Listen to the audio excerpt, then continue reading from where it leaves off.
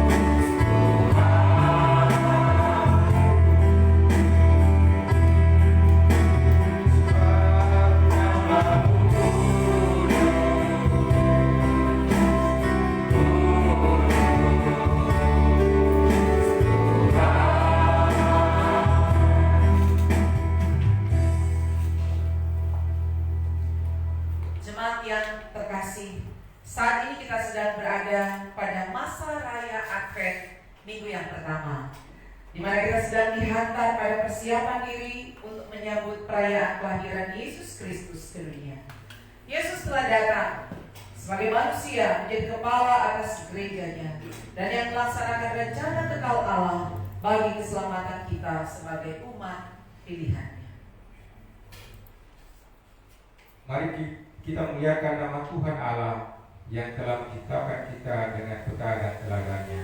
Mari sambil berdiri kita memuji nama Tuhan dari Kepekaan nomor 8, masukkan Raja.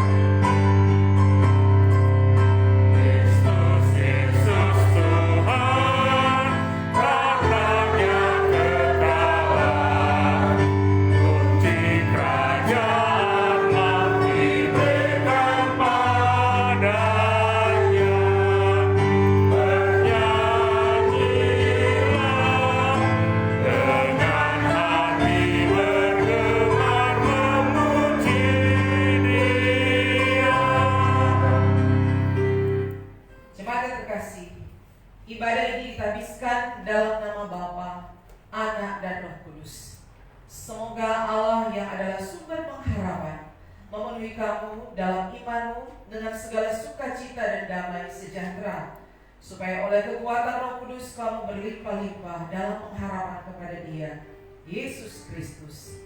Amin. Amin. Amin. Salam sejahtera bagi saudara sekalian yang sedang menantikan datangnya Sang Immanuel.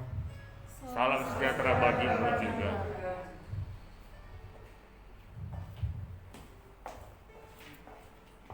Sambil tetap berdiri, mari kita memuji Allah kita. Kita tinggikan Dia dengan menyanyi dari nyanyian Allah itu baik.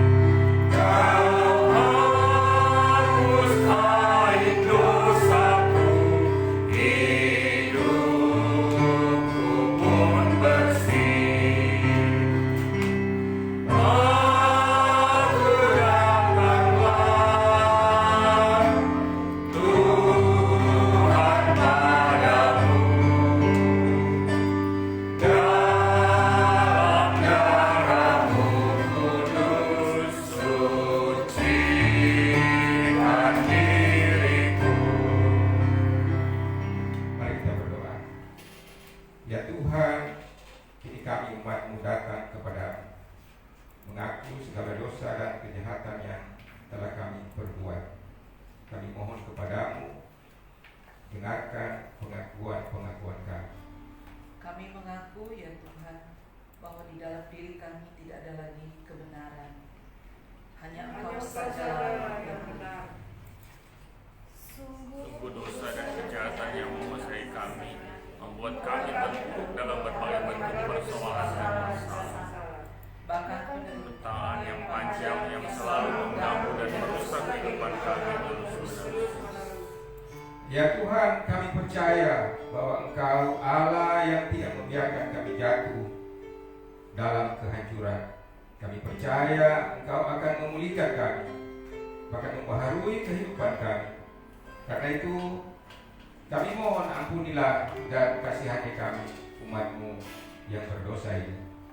Mampukan kami untuk memperbaiki dan membaharui hidup kami dan sesama kami. Dalam nama Yesus kami memohon pengampunan-Mu Tuhan. Amin. Berita anugerah jemaat Tuhan yang terkasih. Barang siapa merendahkan dirinya di hadapan Tuhan dan mengaku dosanya dengan tulus ikhlas, dengarkanlah firman Tuhan yang terdapat dalam Yohanes 3 ayat yang ke-16. Karena begitu besar kasih Allah akan dunia ini, sehingga Ia telah mengaruniakan anaknya yang tunggal, supaya setiap orang yang percaya kepadanya tidak binasa, melainkan beroleh hidup yang kekal. Mari kita sambut berita anugerah dengan menyanyi dari pujian karya terbesar.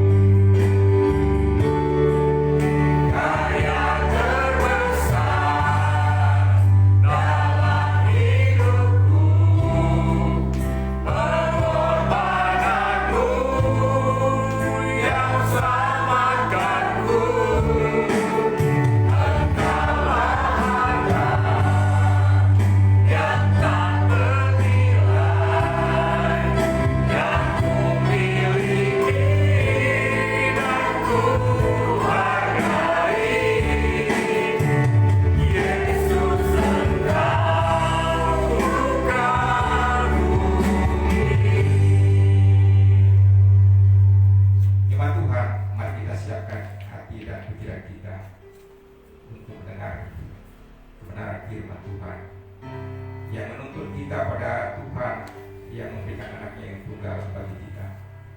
Mari kita mengangkat satu pujian KPPK 240, percaya dan patuh.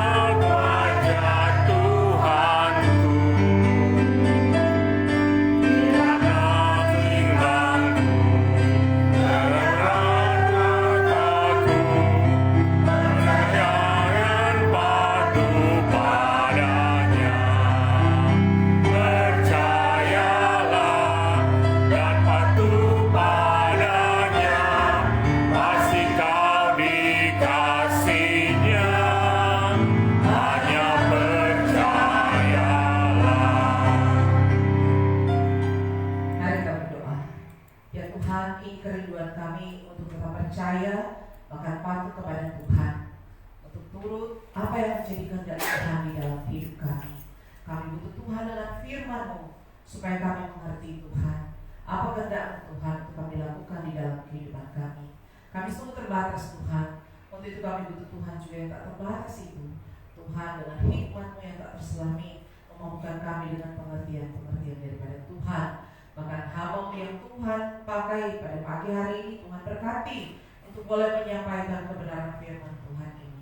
Kami menyerahkan waktu-waktu kami membaca, merenungkan bagian firman Tuhan di saat ini sampai selesainya, biar boleh jadinya di dalam nama Yesus Kristus. Amin. Silakan duduk.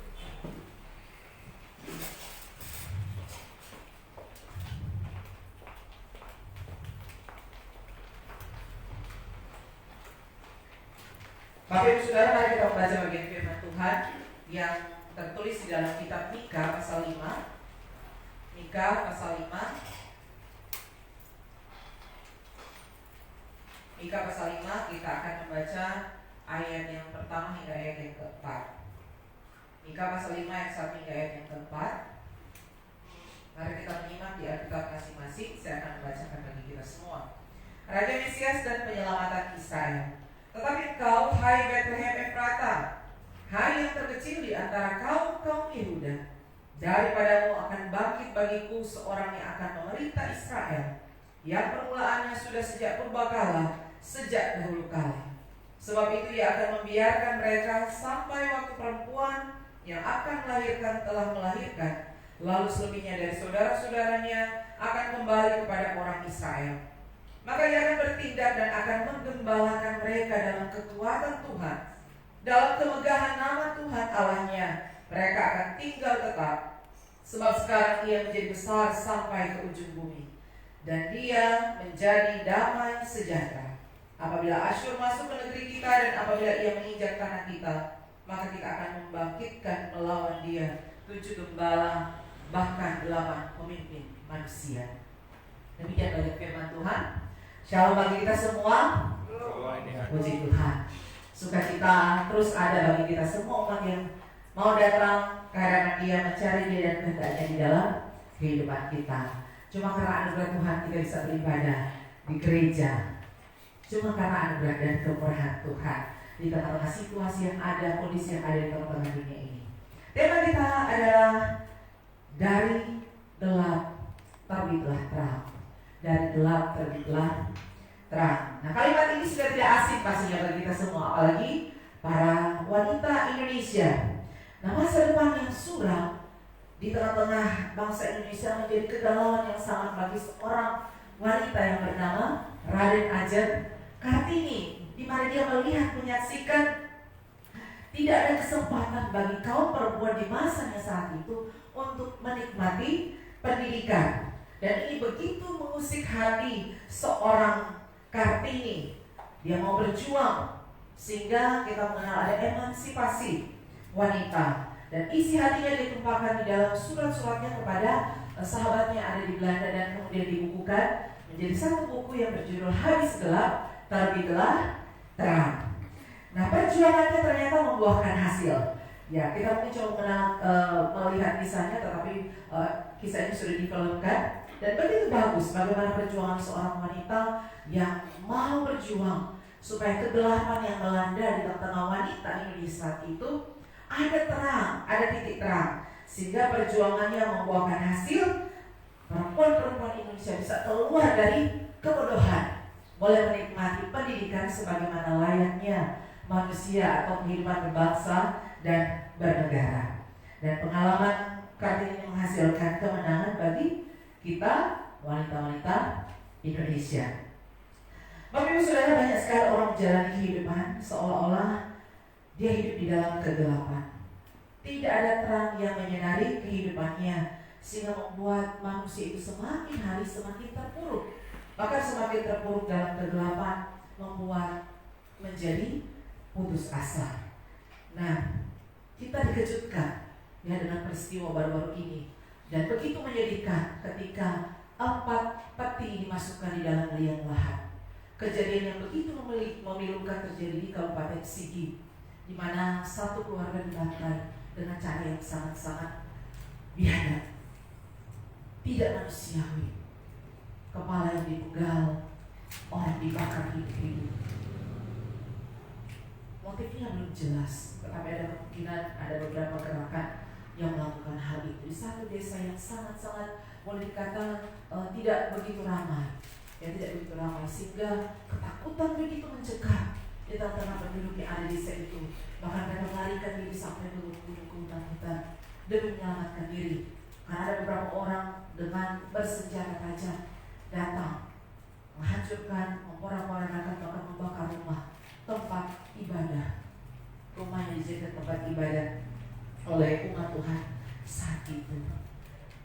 Dunia mengalami kegelapan, bukan oleh karena kebodohan intelektual, bukan orang semakin pintar, tetapi dosa membutakan manusia sehingga manusia tidak lagi bisa memandang kemuliaan Allah. Dosa membuat manusianya melihat sekeliling di dalam kegelapan, menggelapkan hati manusia dan luar dari dalam begitu gelap, sehingga manusia itu membutuhkan terang. Manusia butuh terang di tengah-tengah kegelapan dunia ini, di tengah rusaknya moral oleh karena dosa, kebobrokan oleh karena dosa. Dan itu yang dihadapi, situasi suasana yang dihadapi oleh bangsa Yehuda pada zaman Mika. Situasi yang mereka hadapi pada masa itu, kemerosotan moral, bahkan kompromi religius terjadi. Allah menjadikan alat untuk kepentingan pribadi orang-orang yang berada menindas orang yang miskin. Sehingga tidak heran Mika berkali-kali menyerukan pertobatan, bahkan ada penghukuman bagi semua umat saat itu. Di tengah-tengah kegelapan, di tengah-tengah rusaknya moral, keagamaan, mereka memutarbalikkan kebenaran di dalam kehidupan mereka. Dan Mika menyerukan, penghakiman sudah dekat, pertobatan harus ada di tengah-tengah bangsa itu. Di dalam Mika 4 ayat 10 dikatakan, menggeliatlah, mengadulah, hai putri Sion, seperti perempuan yang melahirkan. Sekarang terpaksa engkau keluar dari kota dan tinggal di padang. Terpaksa engkau berjalan sampai ke Babel. Betapa gelapnya kehidupan manusia saat itu. Betapa gelapnya kehidupan, sehingga manusia saat itu seolah dalam keterpurukan, menantikan penghukuman yang luar biasa daripada Tuhan. Kegelapan melingkupi umat Tuhan saat itu, dan mereka butuh terang. Tapi Bapak Ibu Saudara, apakah umat Tuhan terus terpuruk di dalam kegelapan? Apakah umat Tuhan terus meringkuk seolah-olah tidak ada pengharapan di dalam kehidupan? Di tengah situasi yang tanpa harapan itu, Allah bertindak. Mika 5 ayat 1. Ada satu penghiburan dan pengharapan. Tetapi engkau, hai Betlehem Efratah, hai yang terkecil di antara kaum Yehuda, daripadamu akan bangkit bagiku seorang yang akan memerintah Israel, yang permulaannya sudah sejak purbakala, sejak dahulu kala. Tuhan menunjukkan anugerahnya yang besar, kasihnya yang besar. Ada pengharapan, ada titik terang di tengah-tengah kegelapan dunia akibat dosa dan pelanggaran manusia. Ada penghukuman, tapi ada titik terang, ada pemulihan yang mau Tuhan nyatakan, Tuhan tunjukkan di tengah-tengah umatnya. Paulus menulis dalam kitab Korintus, sebab Allah berfirman, dari gelap akan terbit terang. Di tengah kegelapan manusia, Tuhan memunculkan terang. Ada terang yang Tuhan berikan di tengah-tengah manusia, di tengah-tengah kehilangan pengharapan. Dan kita tahu siapakah terang itu? Mesias yang dijanjikan, Yesus sendiri, Sang Allah sendiri datang di tengah-tengah manusia, menerangi kehidupan kita manusia yang sudah penuh dengan kegelapan. Jika begitu, apa sih yang dilakukan? Apa yang dilakukan oleh Sang terang itu di tengah-tengah kegelapan dunia ini? Mari kita lihat di dalam ayat yang ketiga. Maka ia akan bertindak dan akan menggembalakan mereka dalam kekuatan Tuhan. Sang terang itu akan menggembalakan umatnya. Nah, ada satu fakta ilmiah yang menarik yang menyebutkan bahwa perubahan iklim ternyata mempengaruhi pertumbuhan dari domba. Ya, Skotlandia adalah negara yang begitu terkenal, menghasilkan mereka adalah peternak-peternak domba yang sangat-sangat terkenal. Dan sejumlah ilmuwan di Skotlandia melakukan penelitian. Ya, mereka sudah kurang lebih seperempat abad melakukan penelitian terhadap domba-domba ini. Karena ada kecenderungan dilihat menurut fakta yang ada, pertumbuhan domba oleh karena perubahan iklim, perubahan iklim, kita tahu sekarang ini perubahan yang luar biasa akibat pemanasan global. Ternyata makin hari pertumbuhan domba itu dalam pengamatan mereka sepanjang waktu, pertumbuhan domba itu menjadi mengerut. Artinya kurang lebih 5% ukuran tubuh dari domba ini semakin hari semakin mengecil, kakinya semakin pendek, berat badannya semakin menurun. Artinya apa? Pada akhirnya mereka sampai pada kesimpulan bahwa pengerutan ini jika terus-menerus terjadi, maka kurang 100 tahun ke depan domba itu akan menjadi seperti anjing yang kecil. Apa maksudnya? Chihuahua, ya, anjing yang sangat kecil. Kenapa? Karena pengaruh iklim, perubahan iklim yang luar biasa yang terjadi di tengah dunia ini. Ini menunjukkan bahwa domba ini memang betul merupakan hewan ternak yang sangat lemah dan begitu rentan. Dan bukan sembarangan Alkitab menggambarkan ikatan hubungan antara manusia dengan Tuhan dalam hubungan antara domba dan gembala. Ini menunjukkan apa? Bahwa domba ini sebagai sosok yang lemah, bahkan dikatakan sosok yang bodoh, mudah tersesat, mudah berada di tengah-tengah bahaya, mudah hilang. Sehingga domba begitu membutuhkan sang gembala untuk terus menemani, mencari dia, menjaga dia. Nah, seperti domba sebenarnya Bapak Ibu Saudara, kita pun manusia adalah manusia yang lemah, manusia yang tidak berdaya, manusia yang sangat-sangat rentan terhadap masalah, pergumulan, bahkan mudah terpengaruh sehingga jadi tidak sabar seperti domba-domba. Ketika dia melihat ada jalan keluar sendiri, dia melarikan diri, bahkan dia boleh tersesat. Manusia seringkali tersesat oleh pikiran-pikirannya sendiri dan menjadi tidak berdaya ketika menghadapi masalah, tantangan, pergumulan di dalam kehidupan. Artinya kita akan binasa. Dan dengan mudah ketika kita tidak memiliki seorang gembala, maka kita akan jatuh. Sehingga puji Tuhan, ini menjadi suatu pengharapan. Kehadiran sang terang itu akan menggembalakan domba-domba. Yesus menampakkan dirinya sebagai gembala yang baik. Bahkan Alkitab menuliskan bahwa sebab di luar aku kamu tidak bisa berbuat apa-apa. Ada figur gembala yang akan menuntun kehidupan kita, manusia yang lemah, manusia yang tidak berdaya. Itulah sang terang itu yang beri pengharapan di tengah-tengah dunia. Yesus berkata, akulah gembala yang baik. Gembala yang baik memberikan nyawanya bagi domba-dombanya. Dan itu sudah terbukti ketika Kristus mati bagi kita semua manusia.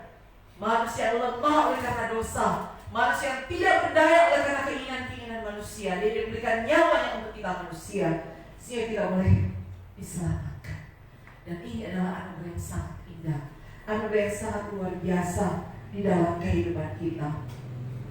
Sebagai manusia kita seringkali berbuat salah, berulang-ulang kali, sehingga seharusnya kita tidak layak, Bapak Ibu Saudara, menerima pemberian anugerah keselamatan yang besar di dalam kehidupan kita. Kita semua adalah manusia yang berdosa, sehingga kita layak mendapatkan penghukuman cuma karena anugerah Tuhan. Nah, orang-orang Israel kuno melawan musuh yang mengerikan yang tidak dapat mereka atasi. Ya, itulah dosa mereka, sehingga mereka butuh diselamatkan, butuh seorang yang akan menggembalakan dan menuntut mereka, menyelamatkan kehidupan manusia. Dan apa yang Tuhan mau? Sebagai domba-domba yang mau taat harusnya turut apa kata sang gembala, mengikuti kemana gembala itu pergi. Ketika gembala memanggil, domba itu tahu suara gembalanya. Domba itu mengerti apa yang dimaksud oleh dombanya. Di mana domba itu tahu? Ketika domba itu ada bersama dengan gembala, dia mengenal, dia dekat dengan sang gembala. Bagaimana dia tahu? Berarti ada relasi yang intim. Begitu dengan kehidupan kita, kita bisa mengenal siapa gembala kita dengan sungguh-sungguh kita ketika kita punya hubungan yang intim dengan dia, punya relasi yang intim dengan dia, sang gembala kita. Dan apa persekutuan pribadi kita? Kita bersyukur kalau di tengah-tengah gereja kita ada program gemar membaca Alkitab. Untuk apa juga? Salah satunya supaya kita semakin mengenal Tuhan, kita semakin mengerti apa kehendak Tuhan di dalam kehidupan kita, membangun relasi yang intim dengan Tuhan di dalam kehidupan kita, sehingga kita tahu siapa gembala kita, apa yang diinginkan oleh gembala kita.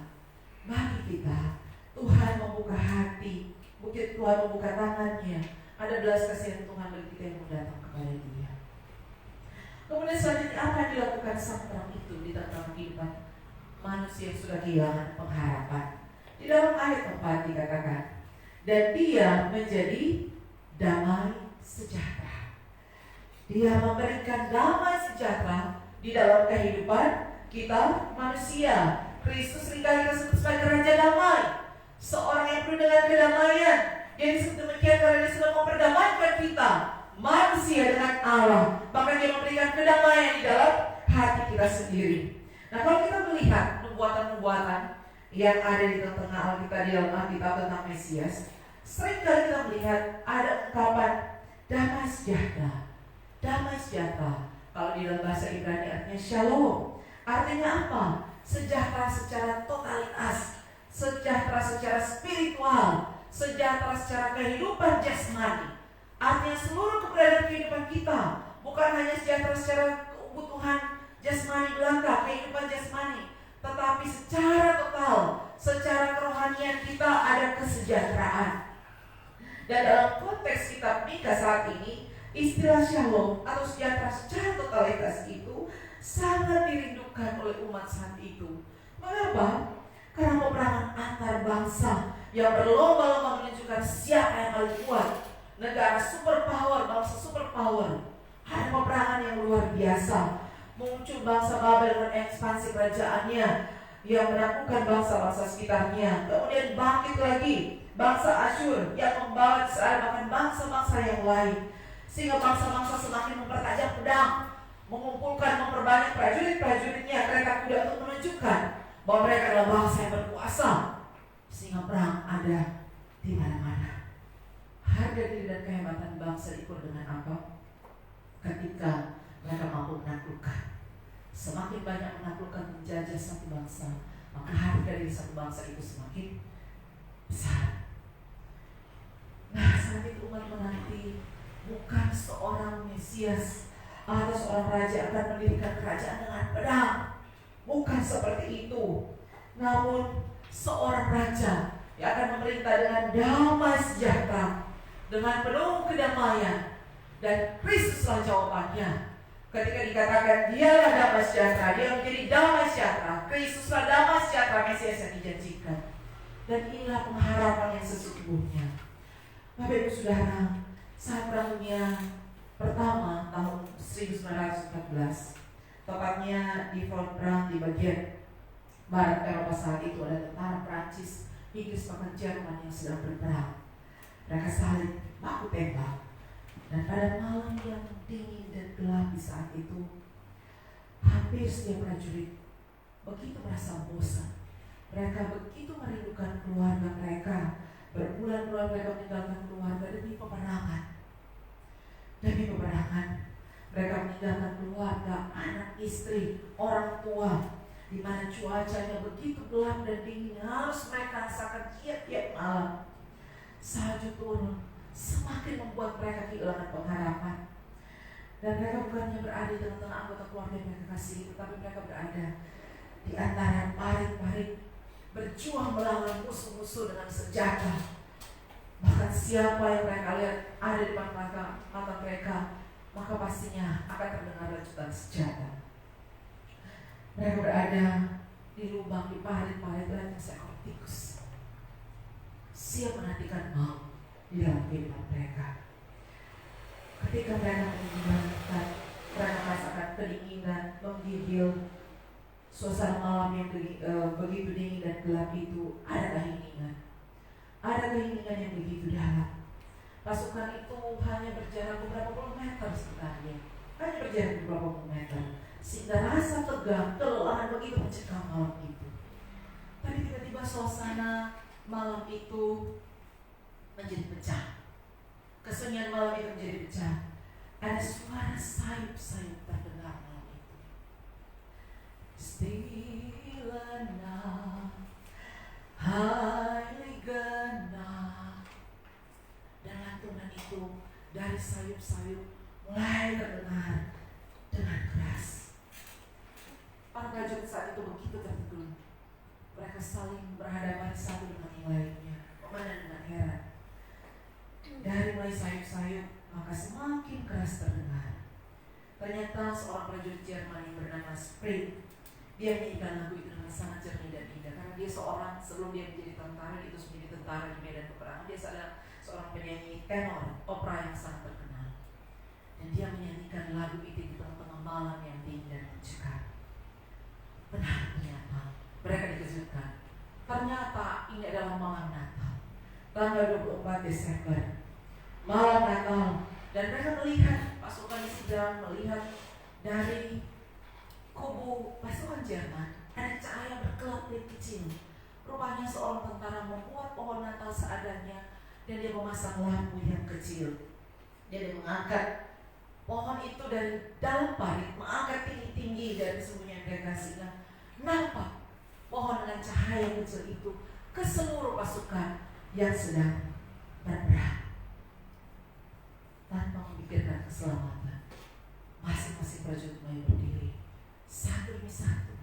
Mereka berdiri. Dan apa yang terjadi? Mereka tidak memperdulikan siapa lawan dan kawan. Masing-masing mereka berjalan, bertemu, saling berangkulan, berpelukan, mengucapkan selamat datang dengan penuh air mata. Para prajurit bernyanyi bersama dalam bahasa mereka masing-masing, menyanyikan pujian malam kudus. Malam kudus, di tengah malam yang dingin senyap, ada suara yang begitu merdu terdengar di antara para prajurit. Bahkan keesokan harinya tidak selesai sampai di situ. Mereka melanjutkan dengan bermain sepak bola bersama. Tidak ada lagi lawan, yang adanya kawan. Natal berbicara tentang damai. Sang damai hadir di tengah dunia, di tengah hati yang dingin dan beku oleh karena pergumulan, oleh karena persoalan, oleh karena kekecewaan, oleh karena keangkuhan. Sang Raja Damai itu hadir di tengah-tengah manusia, memberikan kedamaian. Natal adalah perkataan damai di tengah manusia yang sudah kehilangan pengharapan, dan dia datang di antara manusia yang sudah kehilangan pengharapan itu. Tetapi manusia seringkali tidak menyadari tidak menyadari akan damai yang sudah ada di tengah-tengah kehidupan manusia. Kita lanjut, apa yang terjadi kemudian dengan para prajurit ini? Apakah peperangan usai? Ternyata setelah gencatan senjata itu, yang terjadi kemudian, para prajurit itu terpaksa harus kembali ke kubu mereka masing-masing. Kepada mereka masing-masing, apa yang dilakukan? Mereka meneruskan pertempuran yang tertunda. Mereka terpaksa saling tembak lagi. Natal telah berakhir dan damai pun berakhir. Ironis bukan? Sungguh ironis. Mungkin kita semua adalah orang-orang yang mencari damai. Mencari damai di mana kedamaian itu? Padahal sesungguhnya kita tidak perlu mencari kedamaian itu. Karena ketika kita menjadikan Tuhan sebagai Tuhan dan Juru Selamat di dalam kehidupan kita, Sang Raja Damai itu sudah diam dan tinggal di dalam kehidupan kita, memberikan kedamaian. Bukan hanya sehari, bukan karena hanya Natal, bukan karena hanya Tahun Baru, bukan karena ada pergantian sesuatu momen, sehingga kita berkata bahwa damai sejahtera, damai sejahtera. Tetapi ketika Kristus lahir dan hadir dalam kehidupan kita, damai itu harusnya terus-menerus ada dan diam di dalam kehidupan kita. Bukan karena kondisi, perubahan, dan lain sebagainya, tapi karena Kristus yang tinggal dia di dalam kehidupan kita. Manusia seringkali mencari damai, dan pencarian itu berakhir dengan kehampaan. Seorang hamba Tuhan menggambarkan bagaimana pencarian manusia. Dia menggambarkan ada 2 ekor ikan di tengah-tengah lautan.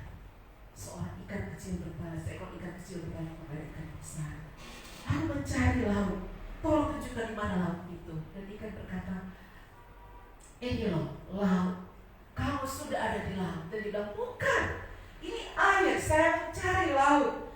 Dan dia bilang, "Bukan." Si ikan besar berkata, "Bukan, ini adalah laut, dan disinilah kau ada." Dan si ikan kecil terus menggeleng-gelengkan kepala dan berkata, "Ini air, saya mencari laut, saya mencari laut." Bukankah percakapan ini sebenarnya mengingatkan kita semua bahwa kita masih terus mencari kedamaian. Kita mencari di sana, kita mencari di sini. Kita berusaha mencari kedamaian itu ada di mana. Tetapi damai yang sesungguhnya ada di dalam kehidupan kita ketika Kristus ada berdiam di dalam kehidupan orang percaya. Semua manusia mengharapkan kedamaian di dalam kehidupannya. Manusia bersosialisasi, manusia bekerja dengan sungguh-sungguh, manusia berusaha untuk beragama, hidup dengan religius dengan sungguh-sungguh supaya apa? Ada damai sejahtera di dalam kehidupan kita. Tetapi seringkali tidak ditemukan. Kenapa? Karena yang lebih besar adalah keegoisan. Yang lebih besar adalah mementingkan diri sendiri, menganggap satu orang lebih hebat daripada yang lainnya, bahkan merasa bahwa tidak cocok, tidak menemukan itu semua, sehingga damai yang sudah hadir terasa hampa. Kenapa? Kita masih terus mencari dan mencari. Sang Raja Damai telah hadir di tengah keegoisan manusia, di tengah pertentangan, di tengah ketidakadilan. Kalau kita sudah menerima Yesus sebagai Sang Raja di dalam kehidupan kita, maka seharusnya damai itu ada. Bahkan bukan hanya damai itu hadir dalam kehidupan kita, tapi kita juga mencari sang pembawa damai bagi orang-orang di sekitar kita. Bukan hanya sekedar momen Natal, bukan hanya sekedar seperti para tentara tadi, cuma satu malam saja ada kedamaian. Selebihnya mereka masih terus dengan berperang supaya peroleh apa? Kedamaian. Tapi yang peroleh apa? Kehancuran, kematian, kekelaman. Kita sudah diperdamaikan dengan Allah. Dia mau mengampuni dosa-dosa kita, dan Dia sudah membenarkan kehidupan kita. Maka sesungguhnya kita harus menjadi pembawa damai di dalam saat hidup kita. Kemudian apa yang dilakukan oleh sang terang itu di dalam ayat yang ke-4 bagian B. Apabila Asyur masuk ke negeri kita dan apabila ia mengincar tanah kita, maka kita akan membangkitkan lawan dia. Itu cukup bahkan 8 pemimpin manusia. Asyur adalah musuh yang paling dia takuti di masa atau di zaman Mika saat itu. Maksa ini menjadi lambang musuh-musuh daripada Israel. Tetapi Bapak Ibu Saudara, bahkan Asyur pun yang merupakan musuh terkuat daripada bangsa Israel itu tidak akan mampu melawan Satra itu, sang raja Daman yang datang di tengah dunia. Ada satu kutipan ilustrasi yang menarik saya kutip, menceritakan, ini hanya satu ilustrasi ya, satu cerita yang menggambarkan bagaimana terang itu bisa mengalahkan kegelapan. Goa ada di dasar bumi yang paling dalam. Ya, ini cuma satu ilustrasi ya yang saya kutip dari salah satu dari ilustrasi ada. Nah, suatu hari Goa itu mendapatkan undangan dari matahari. Jangan tanya bagaimana undangan itu dikirim. Ya, kemudian untuk berkeliling ke permukaan bumi untuk melihat terang, karena dia katanya ada di bawah kegelapan yang paling dalam, tak pernah melihat terang. Waktu Goa ada di permukaan, dia melihat, wow, begitu terang, luar biasa, begitu indah terang itu. Dia kembali untuk membalas budi sang matahari, dia mengundang sang matahari untuk melihat kegelapan yang paling gelap di Goa. Matahari pun pergi mengunjungi sang gelap. 1 menit, 5 menit, beberapa waktu kemudian matahari tidak melihat kegelapan yang paling gelap yang dibanggakan oleh sang Goa. Dan matahari bertanya, di mana? Tunjukkan padaku seperti apa kegelapan itu. Aku sudah tidak sabar melihatnya. Dan Bapak Ibu Saudara, bagaimana? Apakah sang matahari akan melihat gelap itu? Tidak pastinya. Kenapa? Karena matahari sumber terang itu, matahari yang terang itu datang di tengah kegelapan, dan pasti kegelapan itu akan sirna oleh datangnya terang. Kegelapan itu pasti akan dikalahkan ketika sang sumber terang Kristus itu datang di tengah-tengah dunia. Sang kegelapan yang menerangi, sang terang itu sudah menerangi kegelapan manusia, dan tidak ada yang bisa mengalahkan. Kenapa? Karena kalau kita lihat di ayat 1 dikatakan sang juru selamat itu bukan lain adalah Allah sendiri yang sudah ada sejak awal, sehingga seharusnya tidak ada keraguan bagi kita semua ketika kita percaya kepada Tuhan kita Yesus Kristus sang terang itu, karena Dia sudah mengalahkan kegelapan. Nubuat Nabi Mika telah digenapi dengan sempurna ketika Yesus lahir. Di dalam kitab Matius pasal 2 mencatat bagi rinci. Dan firman Tuhan hari ini memberikan pengharapan yang teguh bagi kita manusia. Apapun keadaan kita, masih ada harapan di dalam Tuhan. Tidak peduli seberapa kecil, seberapa besar kekuatan yang masih tersisa dalam kehidupan kita, Tuhan bisa memulai dari sana. Bethlehem bukan kota yang besar. Bethlehem dikatakan yang terkecil, kota yang kecil, tetapi Allah mulai melihat dari sana. Allah mulai melihat dari sana. Tuhan memilih membawa, menghadirkan Mesias, anak Allah yang agung di tengah-tengah kota ini. Tuhan menghadirkan keselamatan dari satu kota yang kecil, jauh dari keramaian, dan sejarah pun berubah. Bethlehem menjadi kota yang sangat dikenal. Tuhan memilih yang rendah sehingga kita tidak bisa membanggakan perbuatan dan siap diri kita hanya oleh belas kasihan-Nya. Mengapa? Karena ketika Dia bertindak, kita tidak bisa membanggakan siapa saya, keberadaan saya. Paulus menulis dan nyatakan dalam kitab Korintus, Tuhan itu memilih orang-orang yang bodoh yang tidak dianggap bagi dunia. Tuhan mempermalukan orang-orang yang menganggap diri bijak. Tuhan memilih yang lemah untuk mempermalukan yang kuat, yang rendah untuk mempermalukan yang kuat, dan seterusnya. Ini menjadi penghiburan bagi kita. Tuhan memilih kehendak, dan supaya apa? Tidak ada pemilik penginapan yang merasa bangga. Dia menyembuhkan diri bahwa dia memilih penginapan saya. Tuhan memilih palungan supaya tidak ada seorang pun pekerja kayu yang menyembuhkan diri dan dia memilih keahlian saya. Tidak seperti itu. Dan Bapak Ibu Saudara, Tuhan memilih saya dan saudara dengan bebas, tanpa syarat. Untuk apa? Supaya manusia tidak membanggakan diri, tapi justru memuliakan nama Tuhan. Sehingga makna terdalam dari betapa kecil dan tidak pentingnya Bethlehem adalah bahwa Tuhan tidak menganugerahkan berkat keselamatan atas dasar kebesaran dan pencapaian manusia. Pengharapan bagi kita bahwa segala sesuatunya mungkin kelihatan gelap terhadap keadaan dunia yang membuat seperti Tuhan tidak peduli kepada kita. Tetapi sekali lagi, Tuhan ada, Tuhan hadir di tengah-tengah kehidupan kita. Berkaca dari pengalaman hidup saya dan saudara, ketika kita ada di titik di mana mungkin kita tidak dianggap, kita tidak dipedulikan, bahkan mungkin dianggap bodoh, orang yang tidak beriman. Tetapi ketika kita melayani dengan mengandalkan Tuhan, percaya sungguh-sungguh kepada Tuhan, lewat setiap doa yang lama dan pergumulan, dan mempercayakan hidup kita kepada Tuhan, maka kita percaya dari yang kecil ini, dari gereja yang kecil ini, dari orang yang dianggap kecil dan tidak berarti sama sekali, orang yang dianggap bodoh, orang-orang yang dianggap tidak berdaya, tapi kita percaya Tuhan akan membangkitkan. Tuhan akan membangkitkan umatnya. Untuk apa? Membawa damai. Untuk apa? Menjadi terang bagi orang-orang di sekitar kita. Tidak ada yang bisa lebih jauh dari kebenaran dalam Roma 8 ayat 4 mengatakan, dan kami tahu sekarang bahwa Allah turut bekerja dalam segala sesuatu untuk mendatangkan kebaikan bagi orang-orang yang mengasihinya, yang telah terpanggil sesuai dengan rencana dan tujuannya. Sungguh tidak ada yang mustahil bagi Tuhan. Dan biarlah momen-momen penantian minggu-minggu Advent yang kita mulai di minggu ini menjadi pengharapan bagi kita.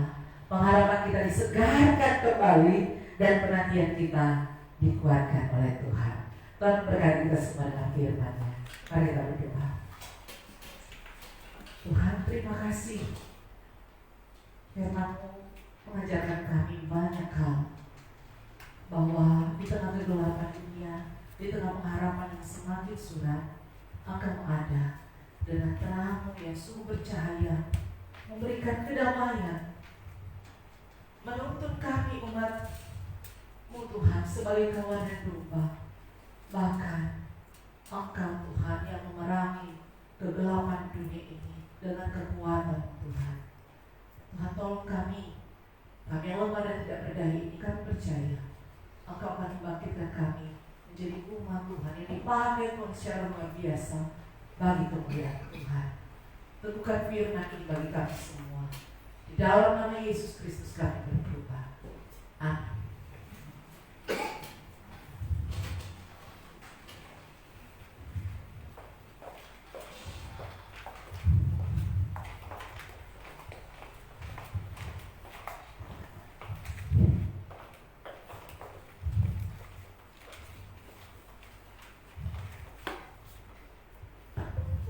Tuhan, kita akan mengucapkan pengakuan iman rasuli.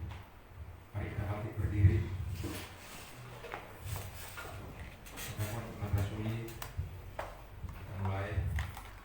Aku percaya kepada Allah, Bapa yang Maha Kuasa, Khalik langit dan bumi, dan kepada Yesus Kristus, Anak yang tunggal Tuhan kita, yang dikandung daripada Roh Kudus, lahir dari anak darah Maria, yang menderita sengsara di bawah pemerintahan Pontius Pilatus, disalibkan, mati dan dikuburkan, turun ke dalam kerajaan maut. Pada hari yang ketiga bangkit pula dari antara orang mati, naik ke sorga, duduk di sebelah kanan Allah, Bapa yang Maha Kuasa, dan dari sana Ia akan datang untuk menghakimi orang yang hidup dan yang mati. Aku percaya kepada Roh Kudus, gereja yang kudus dan am, persekutuan orang kudus, pengampunan dosa, kebangkitan tubuh dan hidup yang kekal. Amin.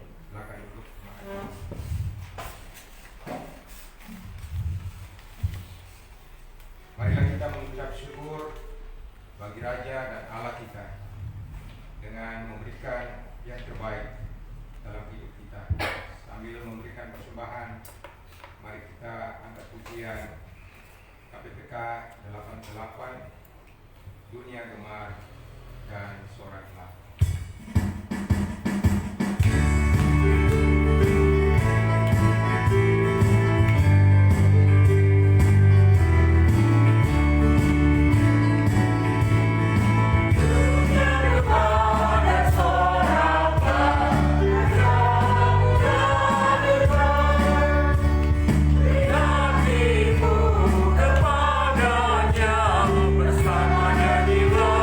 Bersama nyanyilah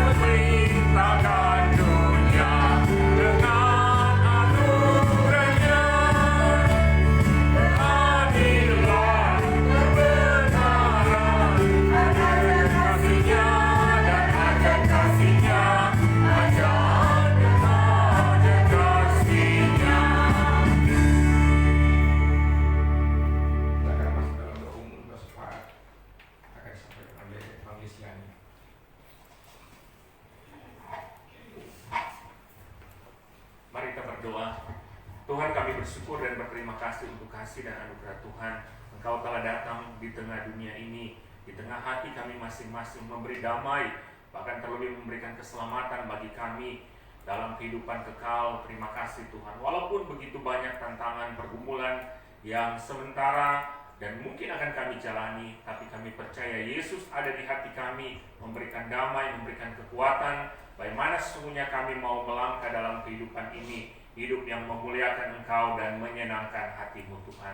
Terima kasih untuk bagian firman Tuhan yang sudah boleh memperlengkapi kami. Berkati hamba-Mu, Panglis Merlin yang sudah menyampaikannya. Tuhan memberkati dalam kehidupan, dalam pelayanan, keluarga, bahkan boleh dipakai Tuhan lagi untuk menjadi berkat bagi banyak orang, menyampaikan berita selamat, berita damai, agar orang boleh datang kepada Engkau. Terima kasih Tuhan. Dan kami bersyukur untuk kasih dan anugerah Tuhan bagi pelayanan gereja ini hingga hari ini Tuhan. Terima kasih Tuhan. Bahkan bersyukur di tengah-tengah bangsa dan negara kami bersyukur Tuhan bersama-sama dengan kami.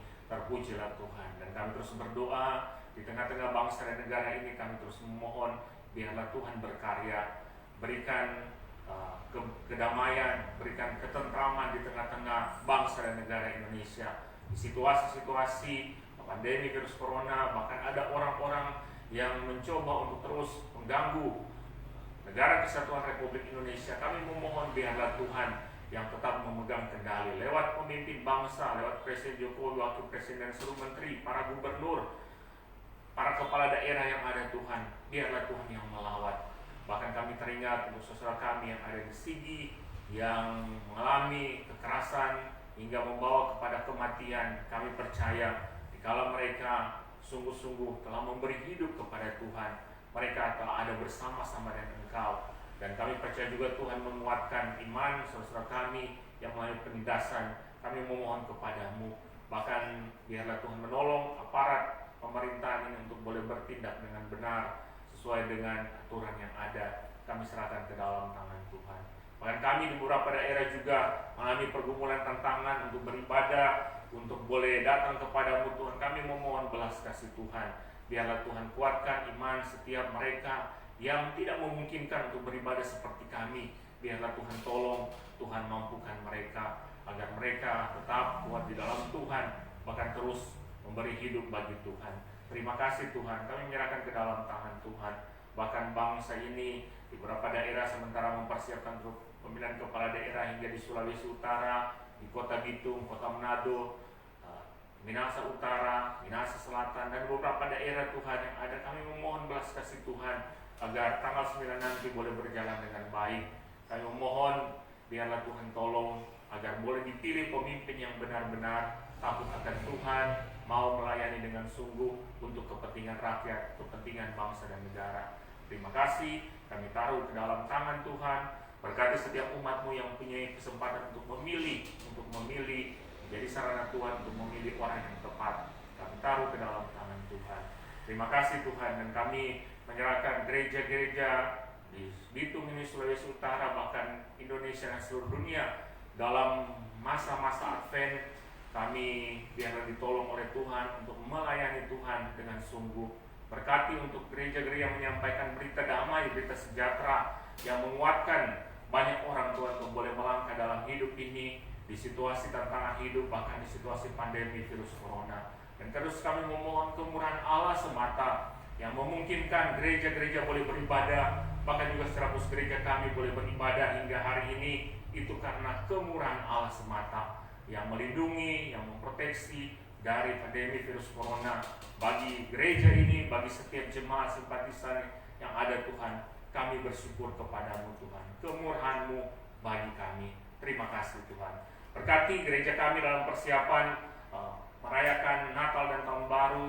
Di Sabtu nanti ada ibadah perayaan Natal, bahkan ibadah malam Natal, ibadah tanggal 25 Desember, ibadah akhir tahun, jamuan akhir tahun, bahkan ibadah awal tahun, bahkan setiap pelayanan yang ada Tuhan. Kami memohon Allah yang melawat, memampukan kami untuk boleh melayani-Mu Tuhan lewat persekutuan-persekutuan ini, agar nama Tuhan yang ditinggikan, yang dimuliakan lewat pelayanan kami. Kami memohon kepadamu Tuhan, bahkan menjangkau orang lain bagi Kristus untuk kemuliaan Allah. Kami memohon kepadamu setiap hamba-hamba Tuhan yang menyampaikan kebenaran firman Tuhan di masa Advent hingga hari Natal, hingga akhir tahun, hingga awal tahun, bahkan minggu-minggu ke depan. Kami taruh ke dalam tangan Tuhan. Boleh menyampaikan kebenaran firman Tuhan, bahkan boleh melayani dengan sungguh. Terima kasih Tuhan. Dan menyerahkan setiap jemaat-jemaat dalam pergumulan pribadi, kami memohon kepadamu, lawatlah mereka satu persatu. Mereka mau menyampaikan setiap kerinduan mereka secara pribadi.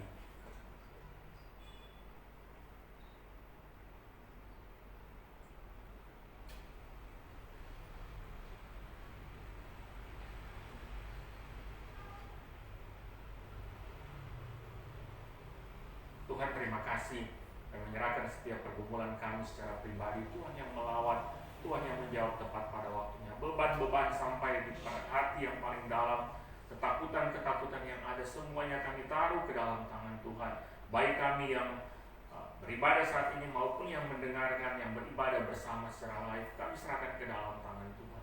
Mereka yang sakit, kami memohon lawatan Tuhan. Mereka yang mengalami penderitaan, mengalami tantangan hidup, berikan jalan keluar. Mereka yang di lanjut usia, berikan pengharapan terus di dalam Tuhan. Kami taruh ke dalam tangan Tuhan. Terima kasih Tuhan. Berarti Gereja Kristus Ramani Indonesia, GKRI Agape Bitung ini Tuhan boleh menjadi terang, menjadi berkat lewat pelayanan, lewat tanggung jawab yang Tuhan taruh. Berkati gedung gereja ini, berkati kompleks pertokoan ini, berkati, kami serahkan ke dalam tangan Tuhan yang penuh kasih. Terima kasih Tuhan, terpujilah Engkau. Kami boleh memberikan persembahan. Biarlah Tuhan memberkati setiap persembahan yang diberikan, persembahan syukur, persembahan perpuluhan, bahkan persembahan hidup kami, lewat tenaga, lewat waktu kami Tuhan. Biarlah Tuhan menjawab, Tuhan menolong dan memberkati semuanya. Terima kasih Tuhan, dan terlebih lagi kami mempersembahkan hidup kami sebagai persembahan yang hidup, yang kudus dan berkenan kepadamu.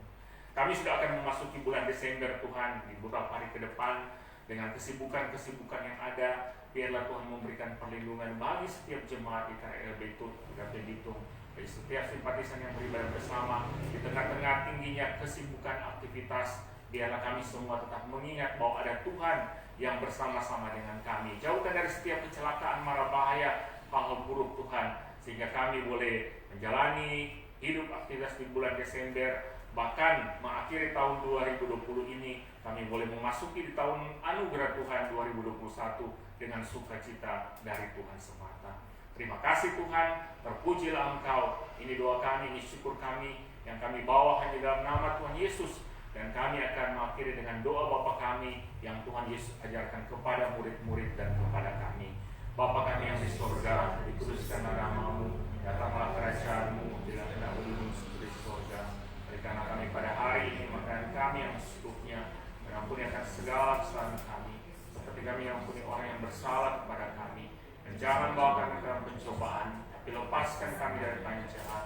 Karena Engkau yang punya kerajaan dan kuasa dan kemuliaan sampai selama-lamanya. Amin.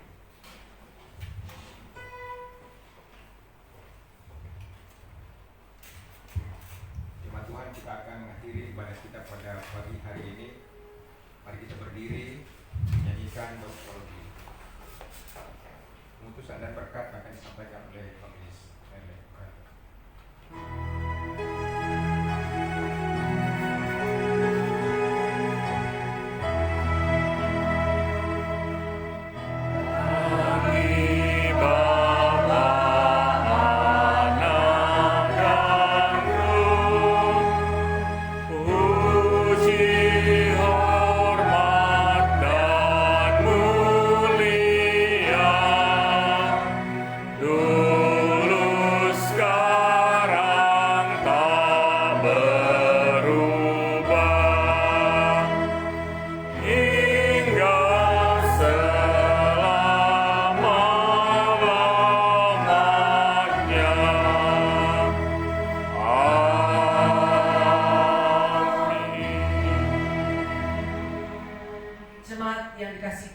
Kebaktian Minggu Advent yang pertama ini akan segera berakhir. Marilah kita kembali ke rumah kita masing-masing dengan tekad untuk selalu berusaha dan berjuang menjadi umat Allah yang sungguh-sungguh diberkati Tuhan di tengah-tengah jemaat dan masyarakat. Bahkan kita mau mempersiapkan diri untuk menyongsong masa raya Natal ini dengan baik dan benar. Pergilah dengan selamat dan terimalah berkat Tuhan. Kiranya Allah Bapa mengaruniakan damai sejahteranya di dalam kasih karunia Yesus Kristus dan di dalam pemeliharaan Roh-Nya yang kudus menyertai saudara-saudara sekalian dari sekarang sampai selama-lamanya. Amin.